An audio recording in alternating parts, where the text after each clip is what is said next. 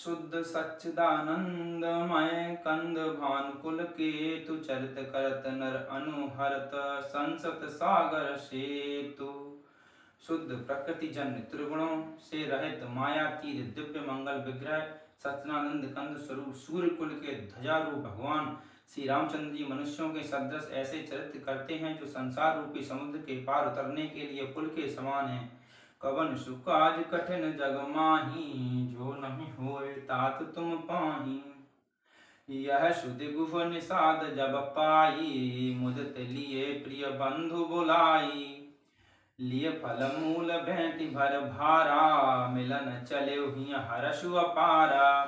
जब निषाद राज गुह ने यह खबर पाई, तब आनंदित होकर उसने अपने प्रियजनों और भाई बंधुओं को बुला लिया और भेंट देने के लिए फल मूल लेकर उन्हें भारों भैगियों में भरकर मिलने के लिए चला। उसके हृदय में हर्ष का पार नहीं था।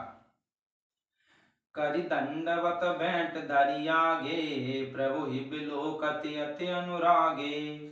सहज स्नेह विवश रघुराई, पूछी कुशल निकट बैठाई।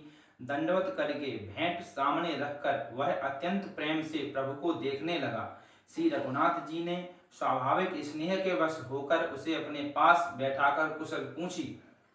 नाथ कुशल पद पंकज देखें, भयउ भाग भाजन जन लेखें। देव धरनि धनु धाम तुम्हारा, मैं जनु नीच सहित परिवारा। निषाद राज ने उत्तर दिया, हे नाथ, आपके चरण कमल के दर्शन से ही कुशल है। आपके चरण बिंदु के दर्शन कर आज मैं भाग्यवान पुरुषों की गिनती में आ गया। हे देव, यह पृथ्वी धन और घर सब आपका है। मैं तो परिवार सहित आपका नीच सेवक हूँ। कृपा करिय पुरधारिय पाऊ, थापिय जनु सब लोग सियाऊ। कहेउ सत्य सब सखा सुजाना, मोहि दीन पितु आय सुआना।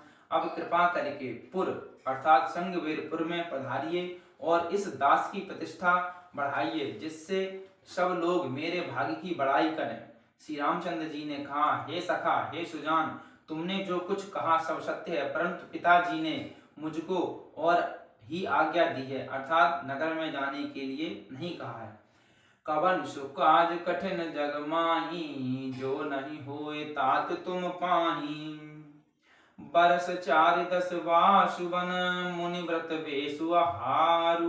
ग्राम वासु नहीं उचित सुनी, गुहई भयउ दुख भारु।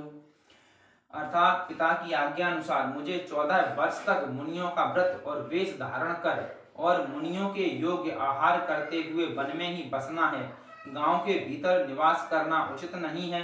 यह सुनकर गुहरा को अर्थात निषाद राज को बड़ा दुख हुआ। कवन सुख आज कठिन जग माही, जो नहीं होए तात तुम पाही। राम लखन सिय रूप निहारी, कहाँ सब प्रेम ग्राम नर नारी। ते पितु मात कहाउ सखी कैसे, जिन पठये बन बालक ऐसे। श्री राम जी, श्री लक्ष्मण जी और सीता जी के रूप को देखकर गांव के स्त्री पुरुष प्रेम के साथ चर्चा करते हैं। अर्थात कोई कहती है, हे सखी, कहो तो वे माता पिता कैसे हैं जिन्होंने ऐसे सुंदर सुकुमार बालकों को वन में भेज दिया है। एक कहाही बल भूपत कीना, लोयन लाहु हमहि विधि दीना। तब निषाद पति और अनुमाना, तरु सिंसुपा मनोहर जाना। कोई एक कहते हैं, राजा ने अच्छा ही किया, इसी बहाने हमें भी ब्रह्मा ने नेत्रों का लाभ दिया। तब निषाद राज ने हृदय में अनुमान किया तो अशोक के पेड़ को उनके ठहरने के लिए मनोहर समझा। ले रघुनाथ ठाऊं दिखावा, कहेउ राम सब भांति सुहावा। पुरजन करि जोहारु घर आए, रघुवर संध्या करन सिधाए। निषाद राज जी ने रघुनाथ जी को लेकर वह स्थान दिखाया। श्री रामचंद्र जी ने स्थान देखकर कहा कि यह सब प्रकार से सुंदर है। पूर्वासी लोग जोहार अर्थात वंदना करके अपने अपने घर लौटे और श्री रामचंद्र जी संध्या करने पधारे। गुह सवार साथरी डसाई, कुश किस लय मय मृदुल सुहाई। सुचि फल मूल मधुर मृदु जानी, दोना भरि भर राखिस पानी। गुह ने इसी बीच कुश और कोमल पत्तों की कोमल और सुंदर साथरी सजाकर बिछा दी, और पवित्र मीठे और कोमल देख देख कर दोनों में भर भर कर फल मूल और पानी रख दिया, अर्थात अपने हाथ से फल मूल दोनों में भरकर रख दिए। कवन सुकाज कठिन जग माही, जो नहीं होए तात तुम पाई। शियस मंत्र भ्राता सहित कंद मूल फल खाई, शयन कीन रघुवंश मणि पाए पलोटत भाई। सीता जी, सुमंत्र जी और भाई लक्ष्मण जी सहित कंद मूल फल खाकर रघुकुल मणि श्री रामचंद्र जी लेट गए। भाई लक्ष्मण जी उनके पैर दबाने लगे। कवन सुकाज कठिन जग माही, जो नहीं होए तात तुम पाही। उठे लखन प्रभु सोबत जानी, कही सचिव वही सोवन मृदुवानी। कछुक दूर सजीवान सरासन, जागन लगे बैठ वीरासन। फिर प्रभु श्री रामचंद्र जी को सोते जानकर लक्ष्मण जी उठे और कोमल वाणी से मंत्री सुमंत्र जी को सोने के लिए कहकर वहां से कुछ दूर पर धनुष बाण से सजकर वीरासन से बैठकर जागने पहरा देने लगे। गुह बोलाई पाहरू प्रतीति, ठाव ठाव राखे अति प्रीति। आप लखन पही बैठे जाई, कट भाथी सर चाप चढ़ाई। गुह ने विश्वास पात्र पहरेदारों को बुलाकर अत्यंत प्रेम से जगह जगह नियुक्त कर दिया, और आप कमर में अर्थात निषाद राजी तरकश बांधकर तथा धनुष पर बाण चढ़ाकर लक्ष्मण जी के पास जा बैठे। सोबत प्रभु ही निहारि निसाधु, भयउ प्रेम बस हृदय विषादु। तनु पुलकित जलु लोचन बहाई, बचन सप्रेम लखन सनकाई। प्रभु को जमीन पर सोते देखकर प्रेमवश निषाद राज के हृदय में विषाद हो गया। उसका शरीर पुलकित हो गया और नेत्रों से प्रेमांसुओं का जल बहने लगा। वह प्रेम सहित लक्ष्मण जी से वचन कहने लगा। भूपति भवन सुहाय सुहावा, सुरपति सदन न पट तर पावा। मणिमय रचित चारु चौबारे, जनुरति पति निज हाथ सवारे। महाराज दशरथ जी का महल तो स्वभाव से ही सुंदर है, इंद्र भवन भी जिसकी समानता नहीं पा सकता। उसमें सुंदर मणियों के रचे चौबारे, छत के ऊपर बंगले अर्थात हैं, जिन्हें मानो रति के पति कामदेव ने अपने ही हाथों से सजाकर बनाया है। कवन सुकाज कठिन जग माही, जो नहीं होए तात तुम पाही। सुचि शुभ चित्र सुभोगमय, सुमन सुगंध सुवास। पलंग मंजुमन दीप जहां, सब विधि सकल सुपास। जो पवित्र भले ही विलक्षण सुंदर भोग पदार्थों से पूर्ण और फूलों की सुगंध से सुवासित हैं, जहाँ सुंदर पलंग और मणियों के दीपक हैं तथा सब प्रकार का पूरा आराम है। कवन सुकाज कठिन जग माही, जो नहीं होहि तात तुम पाही। विविध बसन उपदान तुराई, क्षीर फैन मृदु विशद सुआई। तहाँ सिय राम शयन निशिकरही, निज छवि रति मनोज मधुहरही। जहाँ ओढ़ने बिछाने के अनेकों वस्त्र, तकिए और गद्दे हैं जो दूध के फैन के समान कोमल निर्मल उज्जवल और सुंदर हैं, वहाँ उन चौबारों में श्री सीता जी और श्री रामचंद्र जी रात को सोया करते थे और अपनी शोभा से रति और कामदेव के गर्भ को हरण करते थे। ते सिय राम साथ सोए, श्रमित बसन बिनु जाहि न जोए। मातु पिता परिजन पुरवासी, सखा सुशील दास अरुदासी। वही श्री सीताराम और श्री राम जी आज घास फूस की साथरी पर थके हुए बिना वस्त्र के ही सोए हैं। ऐसी दशा में वे देखे नहीं जाते।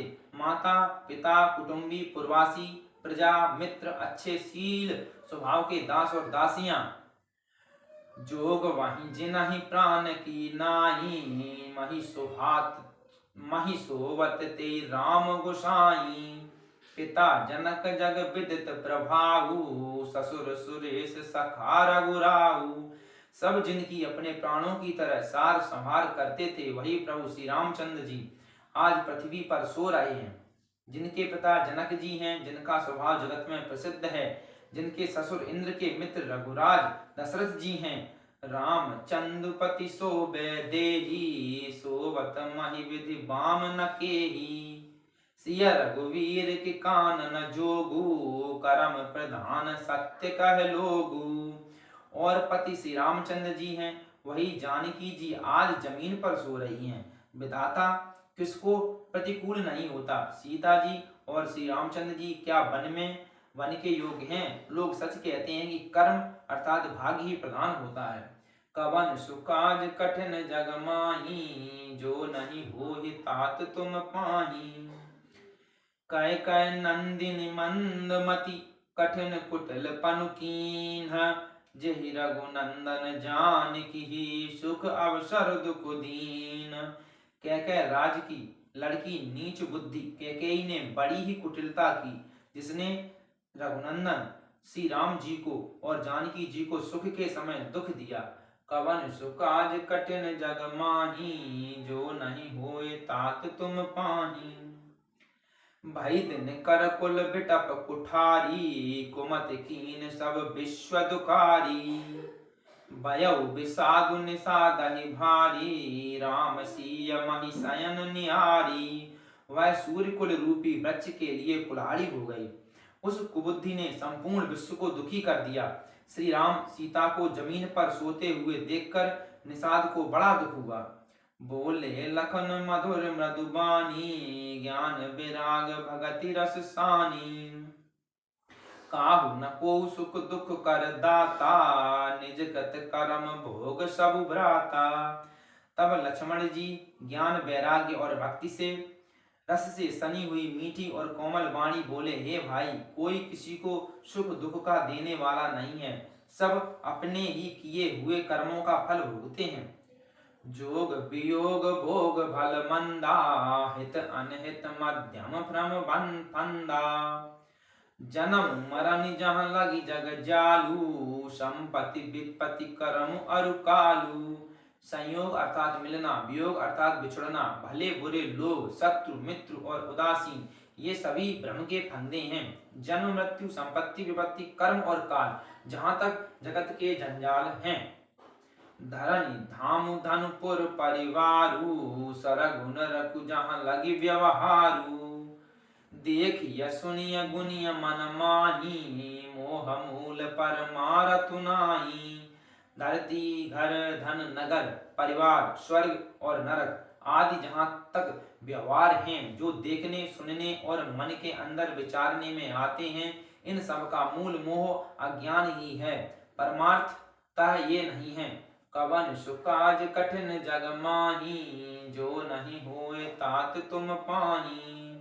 सपने होई भिखारी नपु, रंक नाक पति होई। जागे लाभ न हानि कछु, तिम प्रपंच जिय जोई। जैसे स्वप्न में राजा भिखारी हो जाए या कंगाल स्वर्ग का स्वामी इंद्र हो जाए, तो जागने पर लाभ या हानि कुछ भी नहीं है, वैसे ही इस दृश्य प्रपंच को हृदय से देखना चाहिए। कवन सुकाज कठिन जग माही, जो नहीं होए तात तुम पाई। बोल श्याम रामचंद्र की जय, पवन सुत हनुमान की जय।